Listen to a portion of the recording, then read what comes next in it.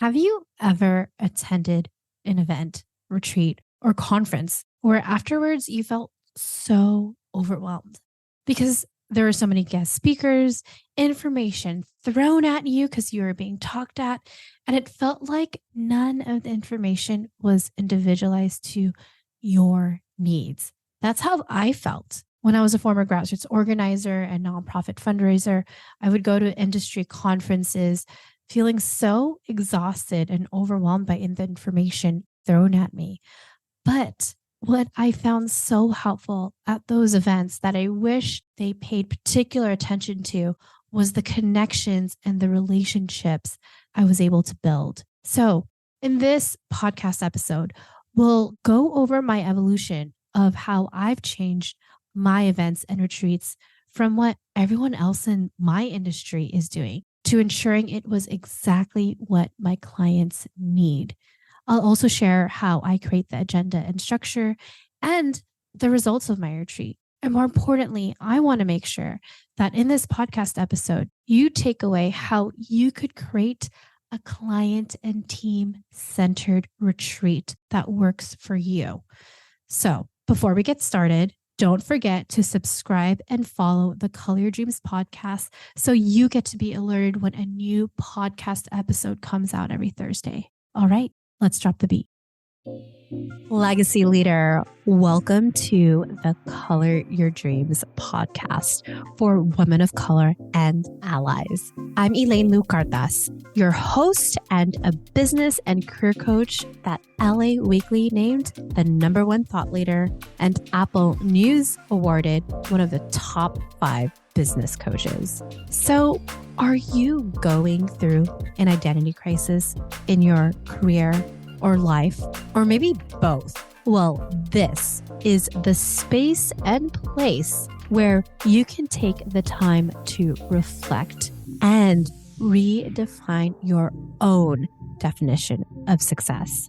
So get ready to have some conscious conversations about all the things. Now grab your coffee, tea, or boba, and let's color your dreams to lead your legacy. So, why do I create events and retreats in the first place? Well, because as human beings, we heal when we are in community. Back when you're a teenager, you're probably dating someone and you had so much stress and anxiety over it because there was these big problems that we probably created in our head because we were young. And it was just so nice to talk to a friend about it. So I know that's when we were younger, but even now, when everything feels so isolated because of technology being in front of our screens, we feel like we're completely alone. And I just want to remind you, we heal in community. We are social human beings. In a post-pandemic world where we are not connecting as much or just focus on our screens, leading to constant busyness, being in community is so important. So in this podcast episode, we'll go over my evolution of how I've created my events and retreats to be more client and team centered. That's first one. Second, the agenda and structure. And then third, the results of my retreats. So I would love for you to take notes to reflect on this podcast episode right after in terms of how you could create this type of community for yourself. So first, how to create a client and team centered retreat and how I did it. Let me first share that this is my second business, being a business and career coach for women of color and allies this past 6 years. My first business was actually being a fundraising consultant for both the political and nonprofit sector for about 4 years.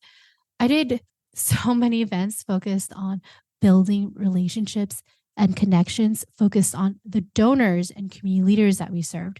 In fact, being a California native, I actually moved and left California, living in Iowa, Indiana, Montana, New Mexico, and Massachusetts, working in these different communities and districts where I basically built a community from the ground up. And what I really appreciated when I was a fundraiser, that the events that we built where we were trying to raise money for the campaign or the nonprofit I was working at, it was always a short program of gratitude that lasted about 30 minutes. But these events that would usually be 3 or 4 hours was really spent on connecting with others. And it's actually what resulted me to raising millions of dollars for my clients, which included both campaigns and nonprofits. So when I got to my coaching business back in 2017, like anyone, you see the gurus out there, the big leaders, you figured, okay, I need to do exactly what they are doing because that's gold standard, which was ironically different from what I saw when I was a fundraiser. When I got into this industry, it was lots of speakers, bringing a lot of people, have everything absolutely recorded. Even if your clients are there, they're crying like on social media, photography and videography.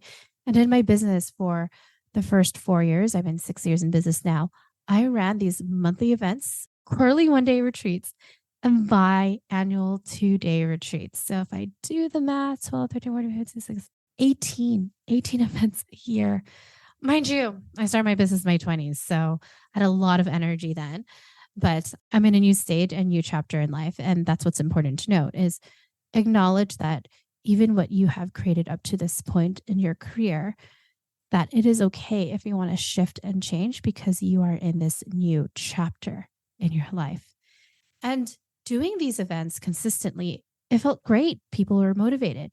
But I had to ask myself the hard question.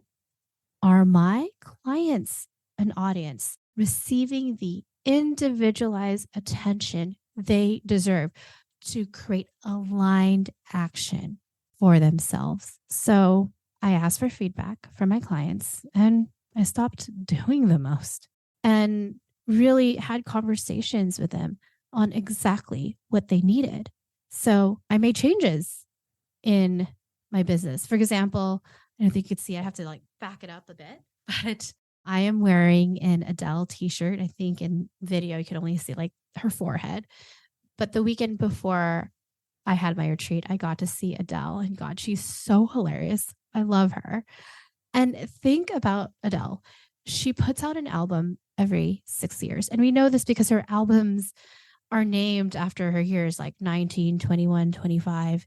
And she stopped doing huge stadium tours because she had stage fright and that doesn't work for her. And right now she has a limited Vegas residency. And this is the type of work life balance we should all go for, right? Working that extreme amount, like that little time, and then living life to its fullest. We don't see her until like every 5 or 6 years. So I'm really set up to wait until I'm in my 40s to hear her new album. That's probably going to come out then. So anyways, let's reel it back. Let's go back to talking about how to create a client and team-centered retreat. So these are changes that I did in my own business so I could make sure I'm helping my clients create aligned action. First, I knew I needed to change my business model because I was being burnt out doing so many events, which is why I scaled down from doing those 18 events a year to 2 retreats per year, because it's not about doing the most.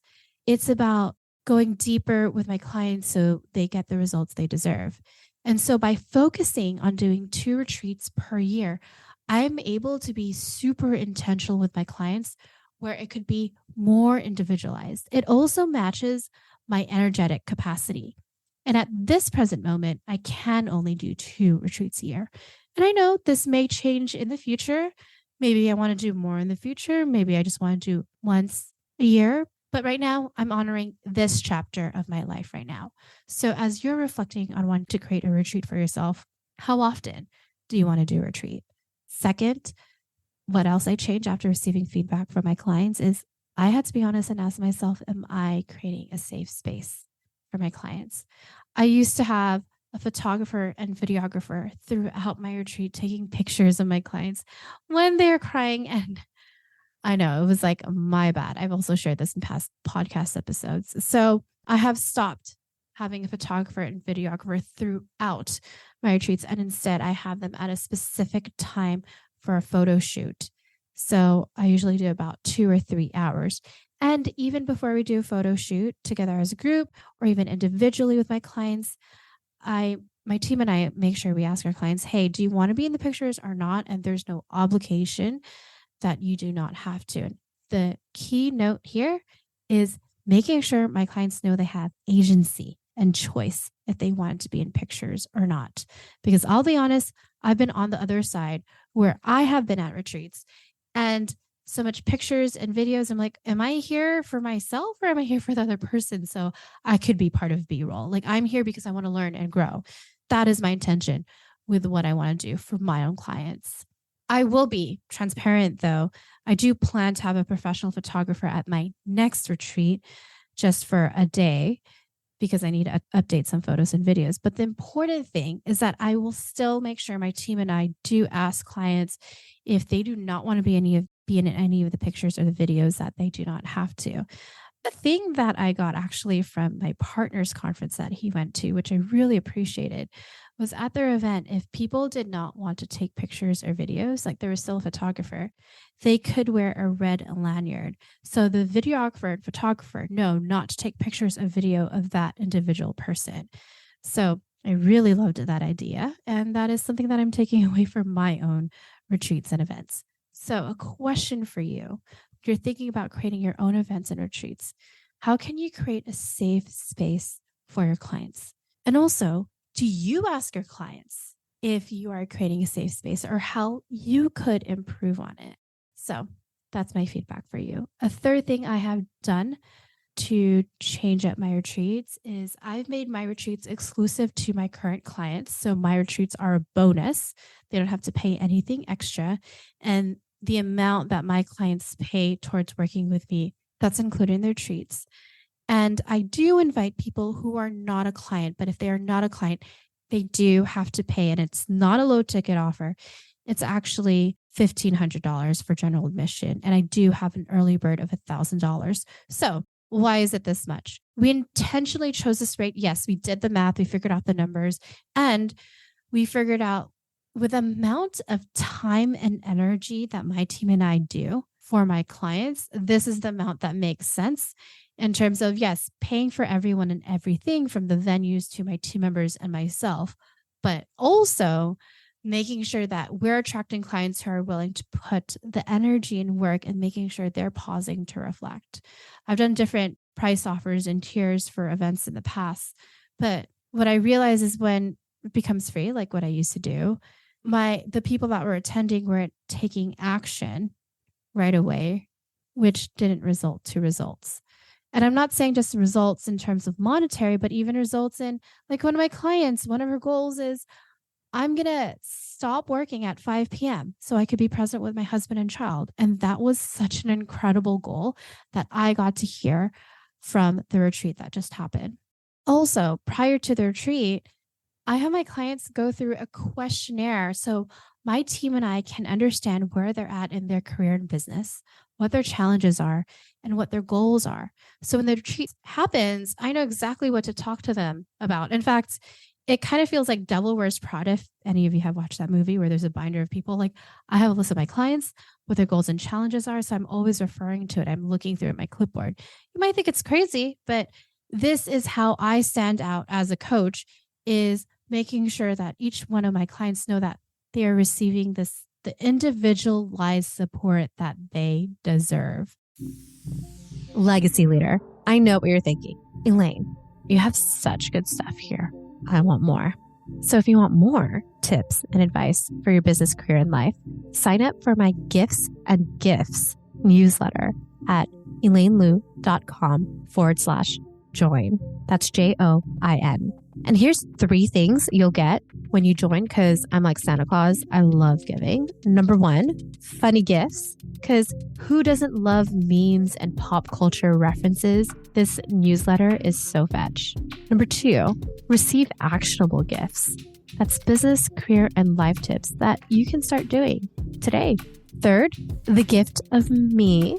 Not only do you get my wins, but also my failures, my reflections. My Gifts and Gifts newsletter is like an up-to-date diary. Think Zynga or life journal for my fellow millennials, where I share vulnerable stories, relatable mistakes, and important life tips like what to watch on Netflix, like when's the next Bridgerton season. So if you're ready for those fun gifts and actionable gifts to create a more sustainable life, then join my newsletter at elainelu.com/join.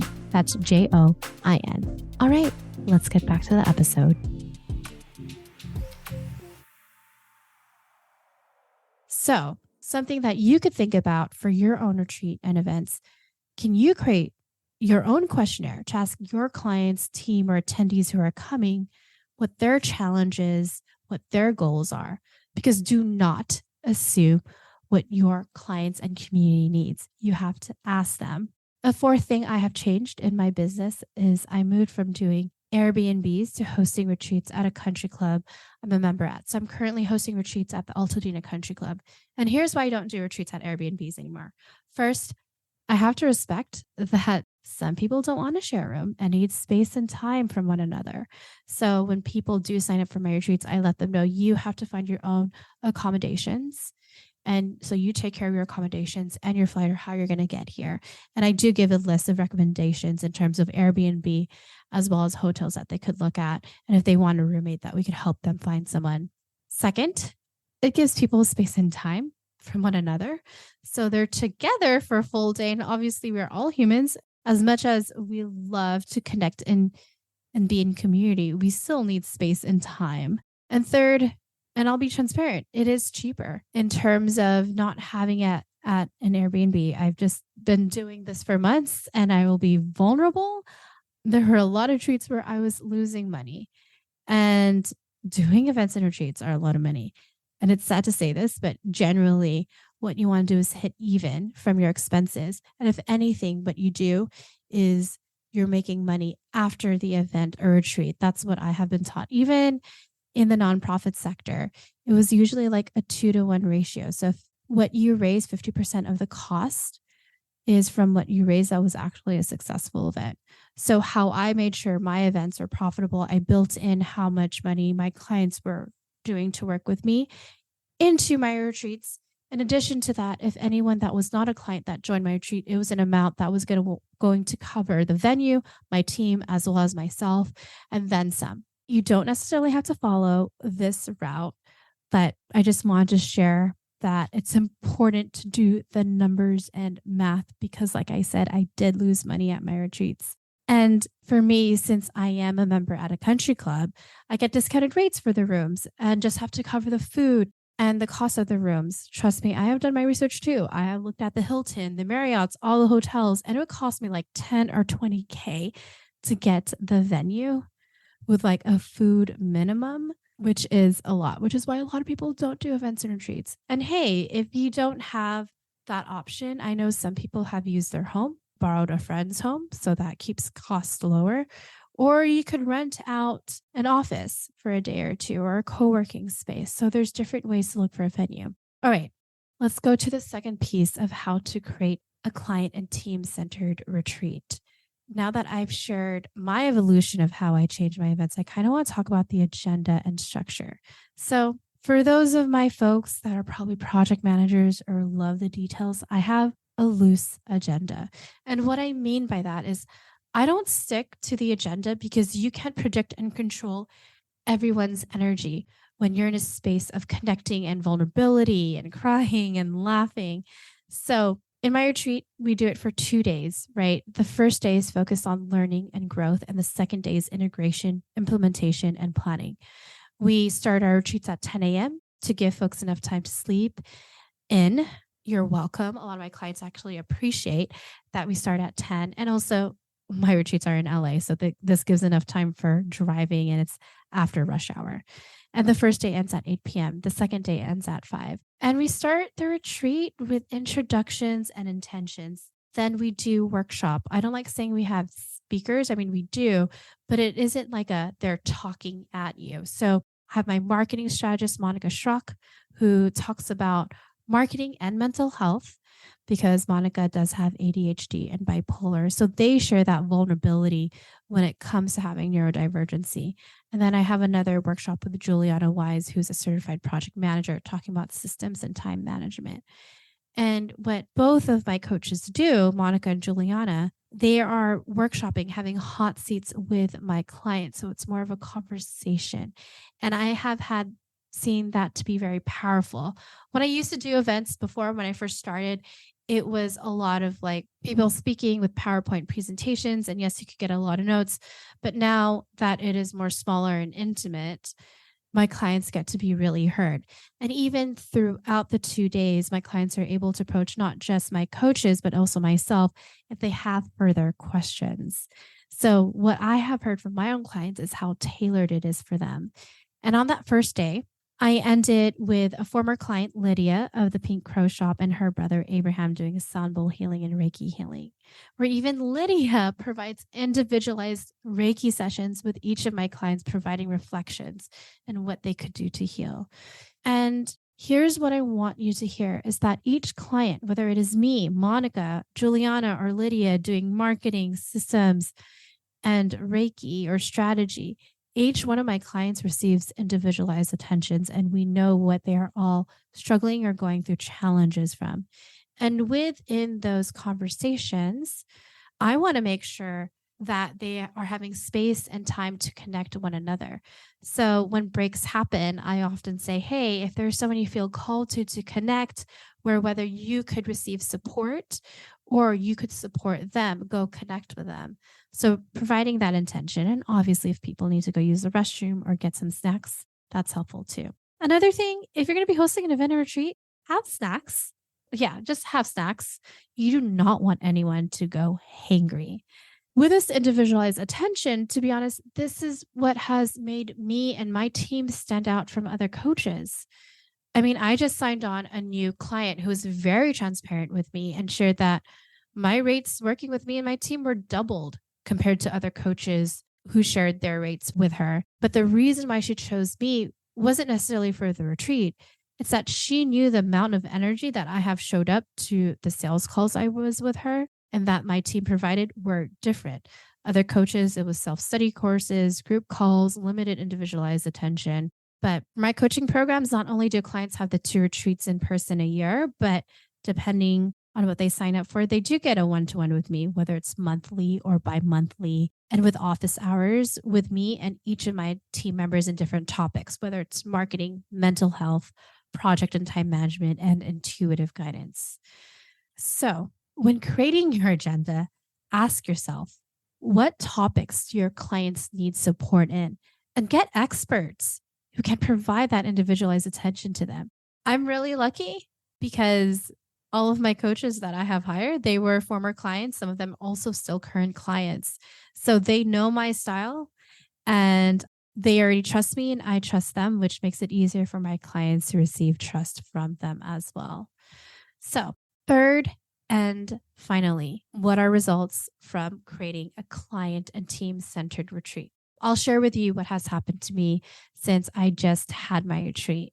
One is, so these are a couple of client results from the past retreat that just happened. So I'm going to share about 5. One, during the retreat, one client received a new client from referral. She just received an email during our retreat. Second, another client shared, I've never felt a sense of psychological safety like this retreat when it comes to talking about my business. And even my own parents don't make me feel safe to share with them my big dreams. And this compliment made me tear up because honestly, it was the biggest compliment. Knowing that my clients felt safe, not necessarily with me, but in the container in the community of my fellow clients as well, my other clients, as well as my team. Third, I shared this one earlier, but I think it's still a one that we want to talk about. As another client shared, hey, I've had to turn off my laptop at 5 p.m. so I could be present with my husband and my child. And yes, I'm a business and career coach for women of color and allies, but what's important is that my clients are creating a sustainable life. And I love that they are focused on their personal life. A fourth win is from my youngest client, a Gen Zer, who shared, we called her the elder because she was just throwing out quotes, but she said this, like, it's not our abilities, it's our choices. Why this reflection and quote is so powerful, it's not about our abilities, it's our choices, is that we discussed as a group that we always have a choice of who we can be vulnerable with. We always have a choice of which clients to work with. We always have a choice with tasks and projects to do. We always have a choice if you should stay or go from a job.